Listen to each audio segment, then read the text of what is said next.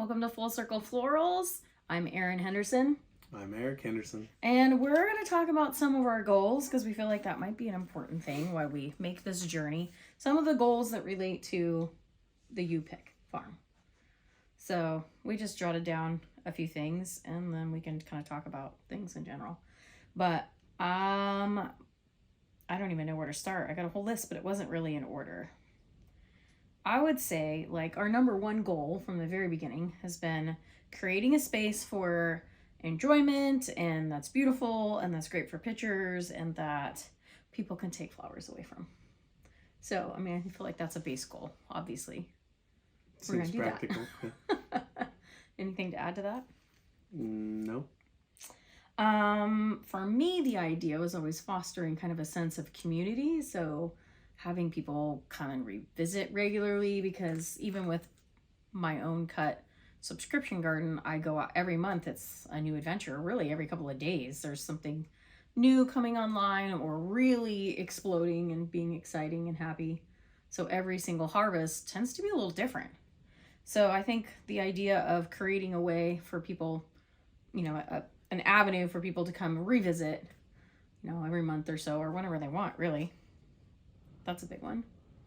Anything to add there? Nope. You're doing great. I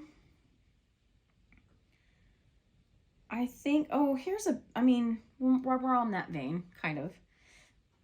I think for me, the goal is going to be establishing a workflow that's manageable and balanced, because life can happen, and if you're not careful, all of a sudden you're way too deep in something that is not serving you. So it's trying to get some things established from the very beginning to make it not feel so overwhelming. Yeah, that makes sense. I feel like it's important to maintain a balance, or to be mindful of that balance, or when an imbalance is starting to occur. Yeah. Otherwise the work is owning you instead of you owning the work. Yeah.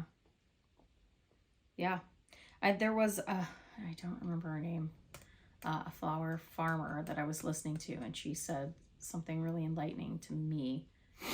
I felt listened by and was enlightening, and it was something to the effect of always look at what's going on with your systems versus like individual people. So I'd like to kind of start ours with that. It's like, instead of it being, oh, you didn't do this or you didn't do that, focus on the overall, like what happened in the system that this created a failure that, you know, resulted in whatever resulted. Okay. What do you think of that? Sure. So the next one then, after balance and manageability and workflow and all that, I am honestly hoping that we can help foster a love of flower farming in our kids. Or at least open their eyes to the possibilities, because it can be really awesome and fulfilling. I don't know. We'll see. You never know. I mean, when we mentioned it to our youngest, he was super excited about it. And we were like, really? Yeah, it was pretty interesting. Yeah. Did not expect that. No, we didn't. So I'm hoping that happens. So let's check with that. One of them I put on here, like, obviously, like, I want to bring joy to people. But I guess, in a sense, it's bringing the people to the joy. Yeah, I was thinking that too when you said that. Yeah, I think that kind of ties in with your desire to have, or hope to have, the boys more interested and engaged. I mean, ultimately, all you can do is be doing things that bring you joy. And if you continue to show that passion, it becomes potentially contagious. Yeah. Like, it's not about what someone's doing. Ultimately, it's about whether or not they find joy in it. And so, yeah, I mean, I agree. It also connects. I like that word. Can we It use also, that? yeah. Okay. It also connects to the idea of fostering a sense of community. It's kind of, those tie in, I think, together, because I think they're one the same a little bit. This one's this one seemed funny to me. It was the first thing that came to my mind was plant as much as possible. I don't feel like you'll ever have a problem doing that. No, but like I didn't include. I have the map of the thing, and it's like some of the rows are like 400 feet, 300 and 400 feet. Which sounded fine until we started plotting out like how many plants that actually was. And it's it was a lot like, of plants. Oh, that's a lot of energy. It's a lot dear. All of the things. Well, and then looking at, doing my market research and finding what other farmers, they're like, oh, I've got this, like 10% of what we're talking about in a rows, row. and I'm like, oh my God, we're idiots. We are crazy. So it's gonna be an evolution, and it's gonna be what it is. There's already a ton of babies out there. If I can keep them alive until it's time to go in the ground, and then we have some plugs coming as well, and if we can get them to go, and we don't have any, you never know with weather around here. I mean, what was it, March last year? We had grupple that was so thick it looked like it snowed out here. I like that word. I learned it last year. Grupple. When it was happening. It's like hail that's like so thick it becomes like snow. I know you're saying things, but I just keep hearing the word grupple over in my head right now. I'll focus. Hopefully I'm saying it right. I feel like that's what the newscaster said it was. Grupple. They're like, we're just gonna tell you this is what it is. Even if it's not, I like it. Anyway, that was a fun thing, because that was like end of March. I was just getting ready to start filling subscription bouquets, and it just plastered everything out here. It was everything was solid white. It was so gruppled.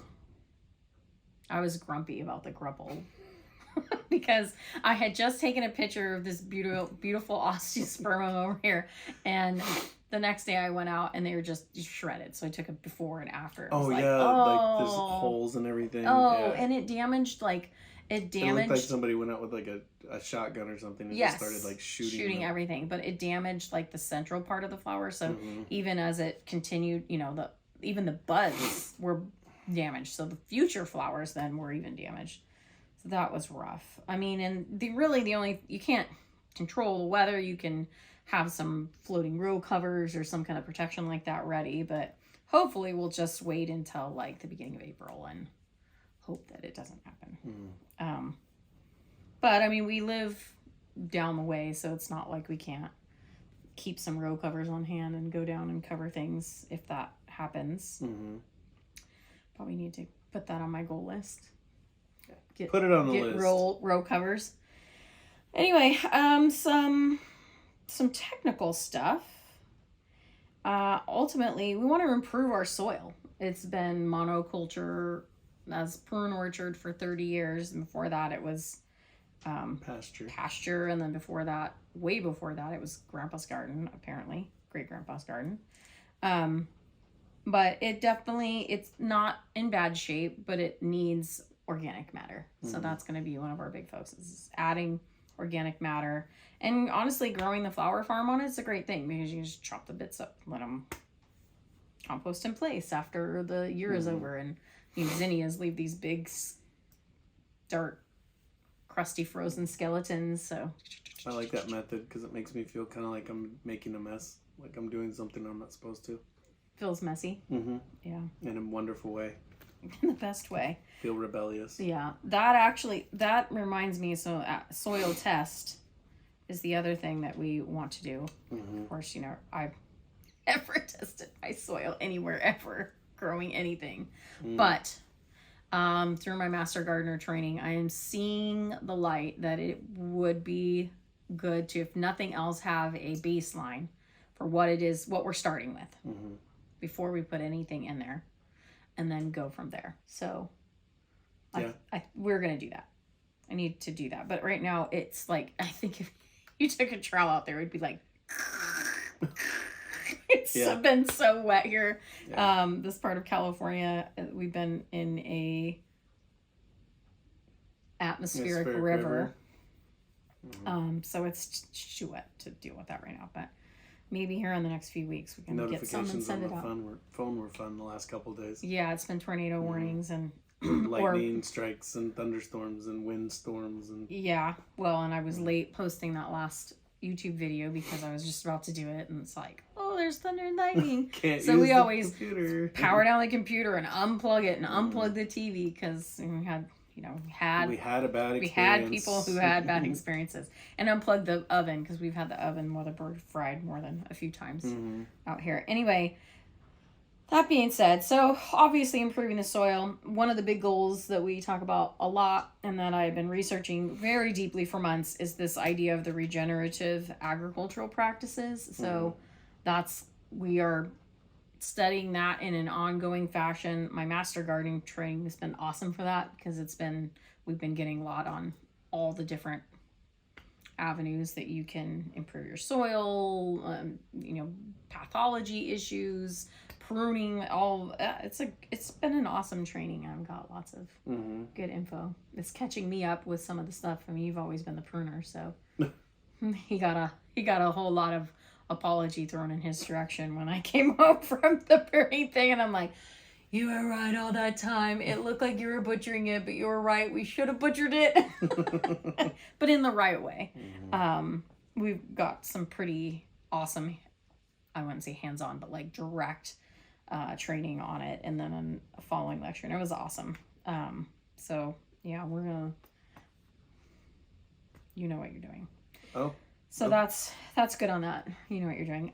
The other things with like regenerative agricultural practices is staying conscious of the soil and trying to help the soil be healthy and have it, including all of its microbiome, that living soil idea.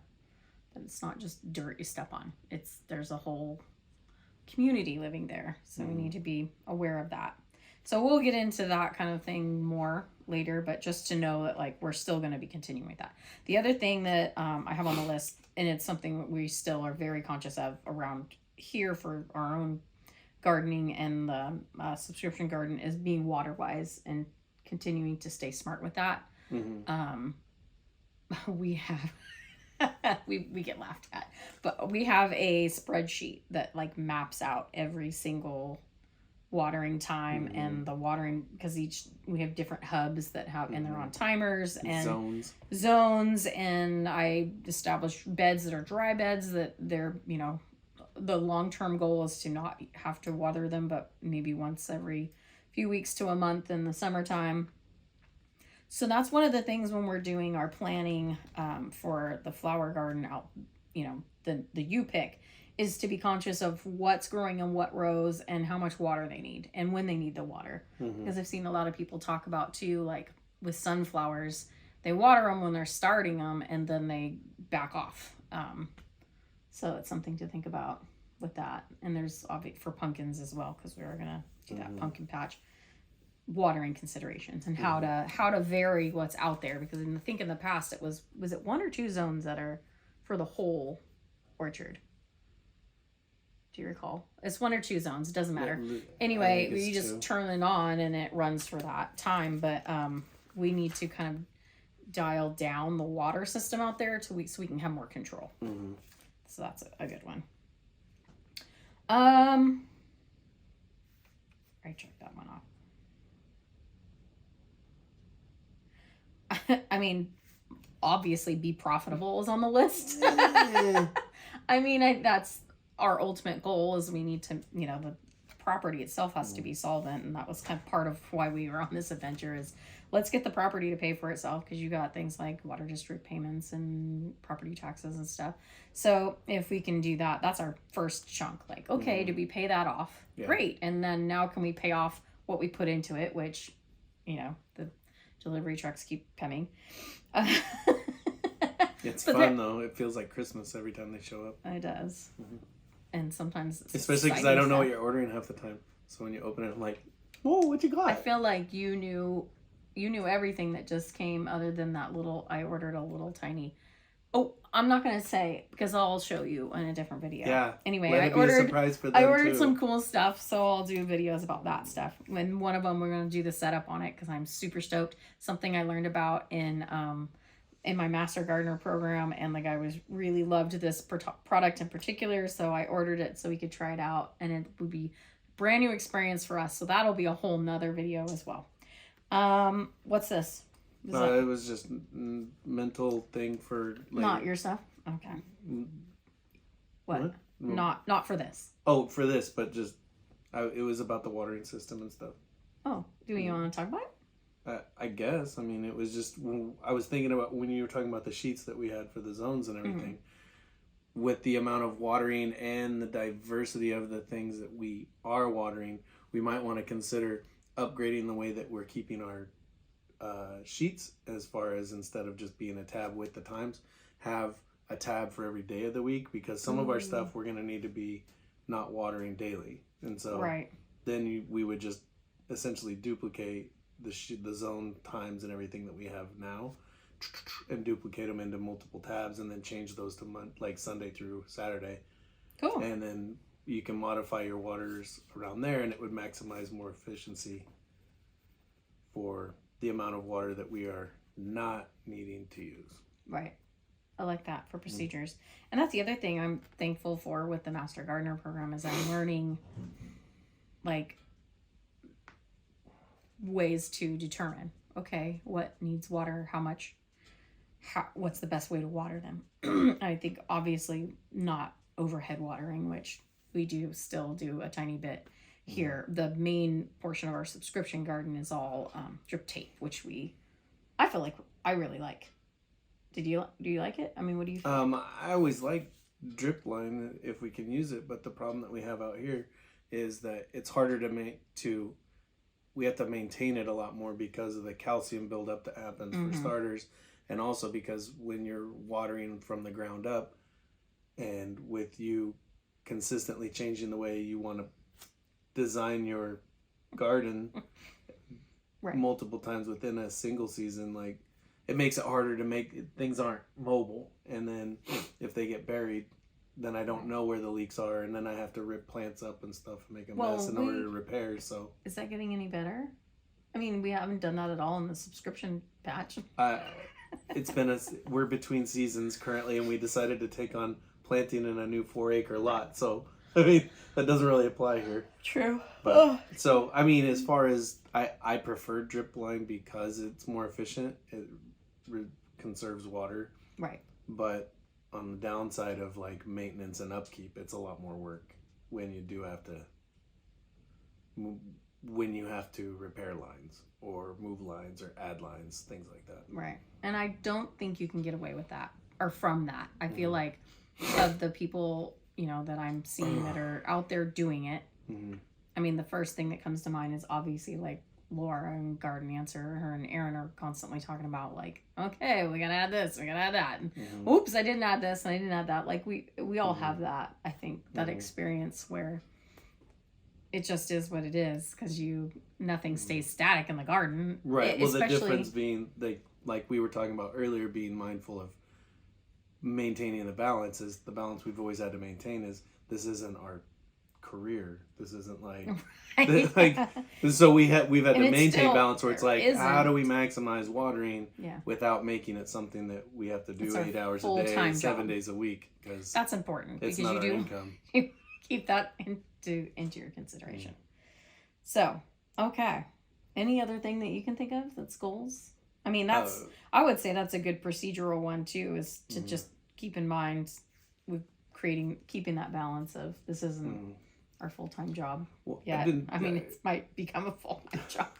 Right. Like, I mean, that's the goal ultimately, is for it to be profitable and to be something that we're earning a living from, that we like doing, that we enjoy doing. But being happy doing it, like, and if that means that, like, we're creating the space and maybe we hire a few people or something, if it becomes that successful that we can, like, okay, that way we can go do our thing in the summer, because we don't necessarily like to hang out here when it's also hot in the summer. It's very, very hot here. Yes, it does. Hot and dry. Well, ultimately, I mean, I was supposed to think about like what the goals were that I had for all this and everything, and ultimately all my goals are ever really with this stuff is just whether or not you're finding happiness in what you're doing, and if you feel as supported as I can help you feel. Like, I do. I can't always, I have other stuff too to maintain, but like that's really my only goal. I don't if I cared about income, I wouldn't have been a teacher. So I just care about your happiness and feeling like you're supported. So I do. and I see your vision. I trust in your vision almost always. And so when you see something that you want to become a reality, I want to support that, not because I feel obligated, but because I believe in you. Like, you're a pretty amazing person. So I just, it was not the amazing that was person recorded, wasn't it? Oh, now we have proof. Is that what you're pointing out? He says stuff like this. It's Just my as how truth. he That's my goal. That's where I sit. I love that. I love you. I love you too. Now how are you gonna move forward with this conversation from there? Well, I feel like that's a glimpse into who we are and what we're doing. Like that, this is part of us. Is that we do like each other to be happy. Right. And I don't And feel like we I'm have to find responsible for your happiness. We have to find a balance between what's going on in the outside of our sphere and then what's going on in the inside of the sphere. So this is definitely a new sphere for us to get into. It's a big undertaking.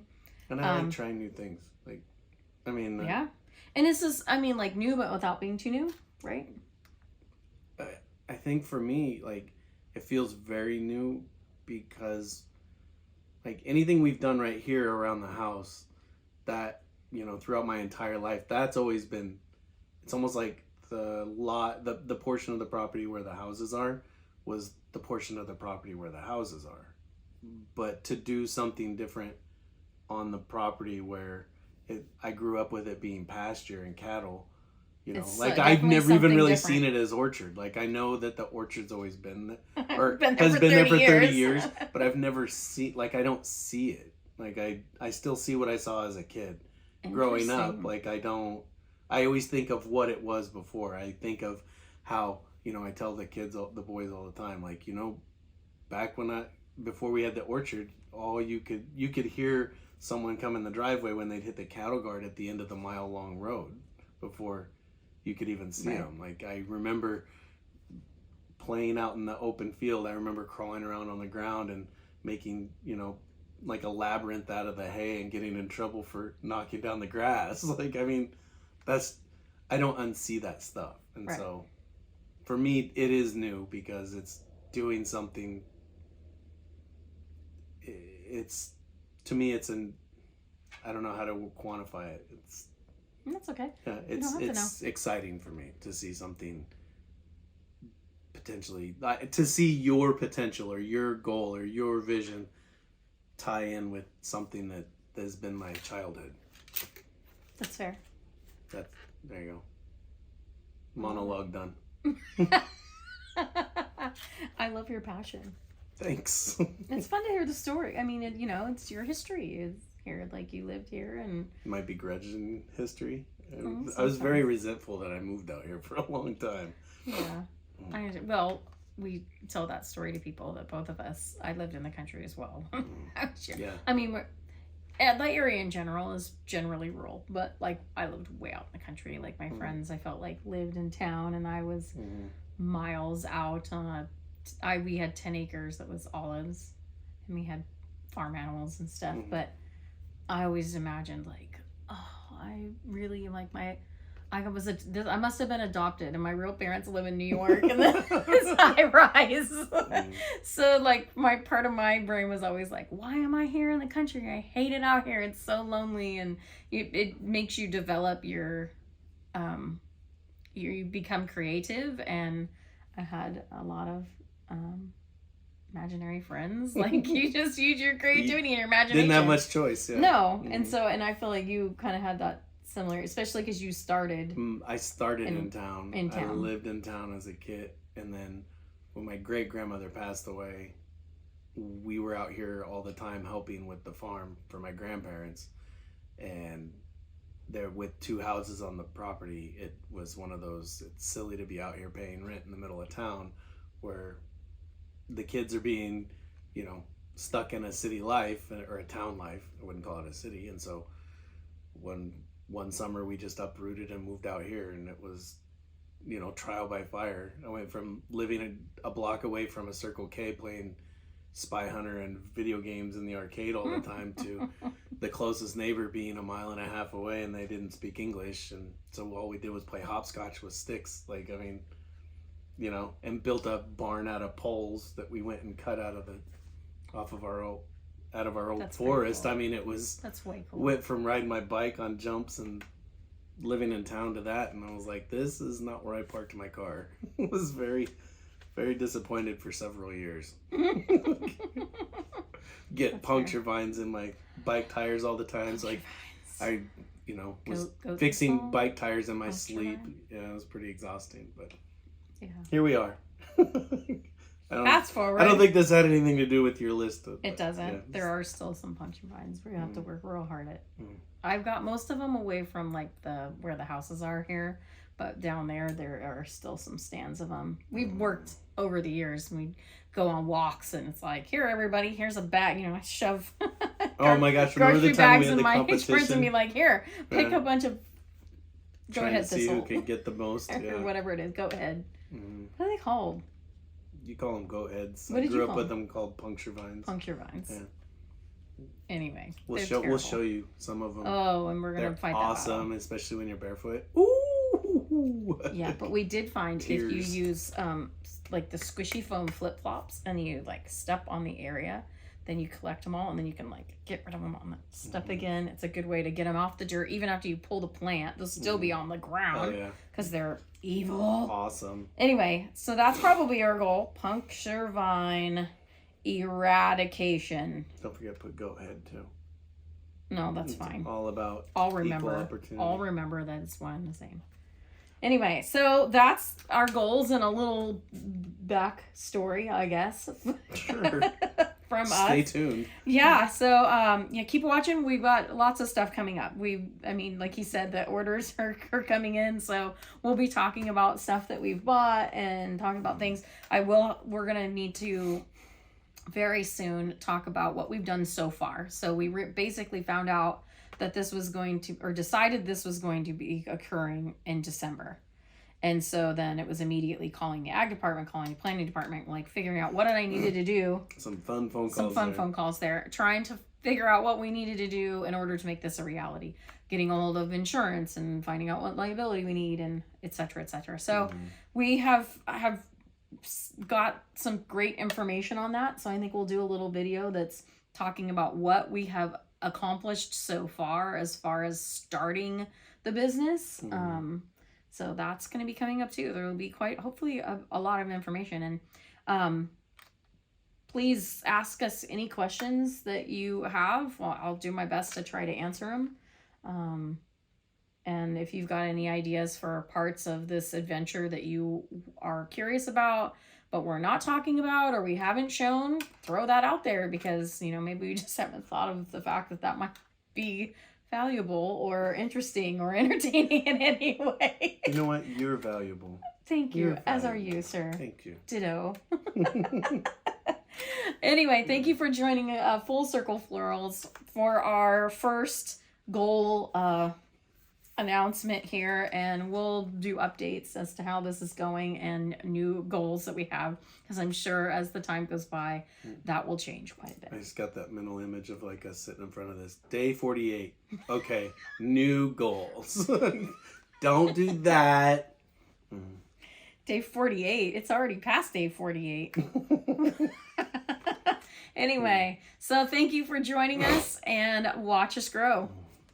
Toodles.